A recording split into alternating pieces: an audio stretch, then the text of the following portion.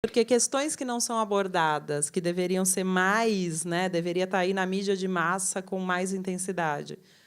A gente vive, aqui na Paulista, eu sempre falo que a gente está num universo muito particular. É uma superabundância de tudo. Mas e quase 1 bilhão de pessoas que passam fome no mundo? E o exagero? E o desperdício de alimentos?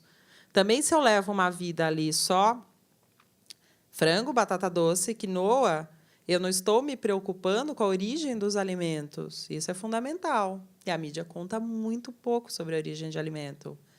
Quando a mídia exalta no discurso a quinoa, nada contra, como eu sempre falo, ou a goji berry, bacana, mas esses alimentos vêm de longe. A quinoa, por exemplo, a plantação de quinoa no Peru e aqui na América Latina está destruindo a vida. Como virou alimento mundialmente conhecido e fitness, os produtores tradicionais estão sendo engolidos e tirados de cena, como sempre acontece quando, né, um alimento ou um produto vira sucesso, estão sendo engolidos pelas grandes indústrias.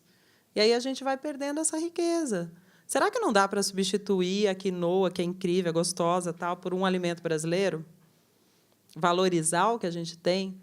O Brasil, que tem uma fauna, flora absurdamente rica. Então, esses discursos também são homogeneizantes, que é uma outra coisa que me incomoda, particularmente, apesar de ser um objeto muito bom de pesquisa. Eles padronizam a alimentação. As particularidades do brasileiro acabam sumindo, sendo que o guia alimentar, né, do Ministério da Saúde fala, olha, vamos comer à tarde uma tapioca com um suco, que é bem tipicamente brasileiro, um cuscuz de milho.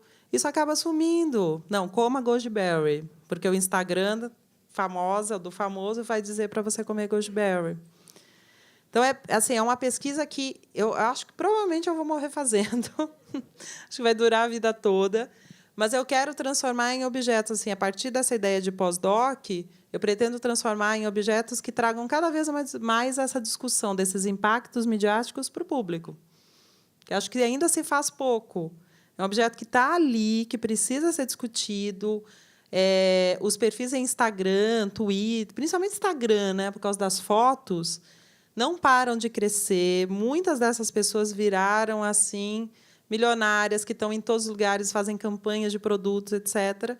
Atingem um universo de pessoas cada vez maior e se discute pouco essa força, né, a força que esse impacto tem e como vai transformando. Eu vejo muito isso na prateleira do supermercado, que, para mim, é um campo de pesquisa, sempre. O que está acontecendo no varejo, o que aparece nos pontos de venda, indica o que a indústria está fazendo. A indústria vai seguindo tendências que, geralmente, vêm da exposição da mídia. Então, nos últimos anos, surgiu leite de aveia, leite de amêndoas, creme de amendoim. A tapioca foi muito, né, reabilitada nos grandes centros, graças à linguagem fitness. Isso foi aparecendo. E, muitas vezes, assim, inadequado para a realidade brasileira, porque 1 litro de leite de amêndoas é muito caro. Mas aí ele é preconizado lá na rede social como um alimento super poderoso e que precisa substituir o leite animal, né? O leite de origem, principalmente o leite de vaca, origem animal. Isso dá uma pirada nas pessoas. Se eu não gastar muito dinheiro, eu não vou me alimentar bem. Quando, na verdade, se alimentar bem não é tão difícil. Comer comidas menos industrializadas, ir à feira comprar os seus alimentos, comer mais alimentos de origem vegetal, não é tão difícil, apesar de sabermos que o tempo é escasso, é acelerado, sobra pouco tempo para cozinhar, mas dá para fazer, só que não interessa para a mídia, porque a mídia vai continuar mantendo esse fluxo, porque é interessante para os anunciantes. Porque, quando vem uma novidade dessas no discurso e o varejo incorpora como produto, tem uma cadeia aí muito grande, né, sendo retroalimentada. A alimentação simples, a alimentação saudável, não interessa para muita gente, mas interessa para o indivíduo, para as pessoas. O quanto também, me pergunto muito, e aí citando autores como Michael Pollan, como Jean-Pierre Paulin, o quanto esse cozinhar foi retirado da gente, foi usando uma palavra da moda, né, um desempoderamento das pessoas. A indústria dos eletrodomésticos, a indústria dos alimentos vem trabalhando há mais de um século para convencer a gente que cozinhar é perda de tempo. Olha, não cozinha não, tá? Então, compra um miojo que leva 3 minutos para ficar pronto. Quanto tempo leva uma macarronada? 10. Não leva muito mais que isso. Também não é uma diferença tão grande. Mas a gente foi, né, vendo a mídia retirar, olha, você é uma mulher bem-sucedida, então não perca seu tempo na cozinha. Compre congelados, compre comida pronta, compre tudo e não perca seu tempo. Olha que falta de glamour você ir cozinhar. Que bom que a gente tem pessoas hoje que trazem esse glamour de volta para a cozinha, né? Pessoas como Hector Lobo, como Michael Pollan, que discute. Vamos cozinhar, é importante, não é tão difícil assim. Então, é uma reintrodução de uma das principais questões políticas. Porque entender o que a gente come e cozinhar é um ato político super importante. Para quem já ouviu, vai ser repetido, mas é um exemplo que eu gosto muito, porque acho que ilustra. A gente está criando gerações de crianças que acham que a vaquinha nasceu na bandeja de isopor, gente. O Jamie Oliver fez esse programa lá no começo, antes dele fazer propaganda para a Sadia, né, que é um assunto super polêmico. Ele fez isso lá no programa dele há uns 10 anos, mais ou menos. Pegou um grupo de crianças inglesas, mostrou uma berinjela. As crianças não sabiam dizer o que era. Um tomate, não sabiam. É claro que a realidade brasileira, felizmente, a gente ainda cozinha muito. As crianças ainda têm muito contato. Mas os números têm preocupado, porque a alimentação industrial tem vindo com fé, né? Tem ido assim com uma massa muito poderosa.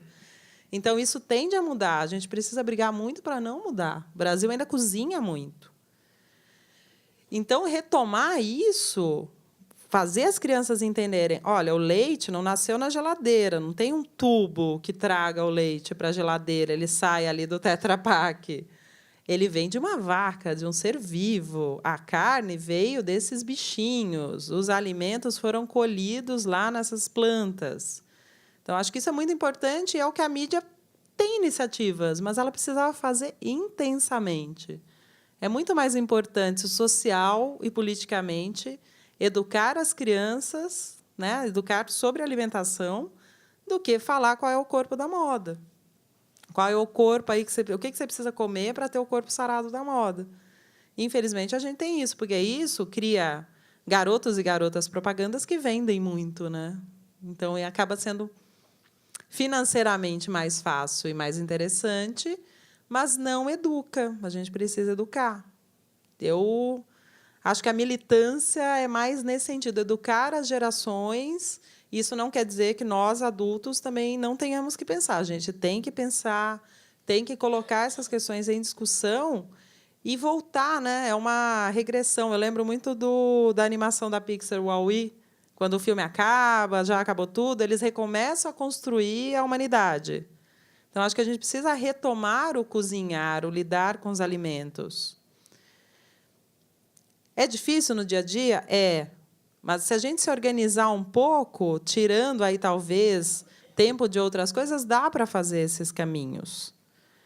Porque viver numa era em que você não sabe, eu vou comer um biscoito agora no lanche, sei lá, 4, 5 da tarde. Nossa, mas o biscoito tem glúten, o biscoito tem lactose, o biscoito tem açúcar, o biscoito tem manteiga. Aí você fica numa ansiedade alimentar, que muitos nutricionistas falam também, e acaba não comendo nada. Ou então cria distúrbios como a excessiva preocupação com os nutrientes, como a ortorexia, em que se eu não comer a minha marmitinha, não levar a minha marmita para o casamento, para o aniversário, etc., eu não vou comer. E perde a dimensão cultural, né? Acho que a dimensão cultural é muito importante para o ser humano. Porque um casamento, um aniversário, você não vai necessariamente para comer, mas você vai para confraternizar, e a comida faz parte dessa confraternização.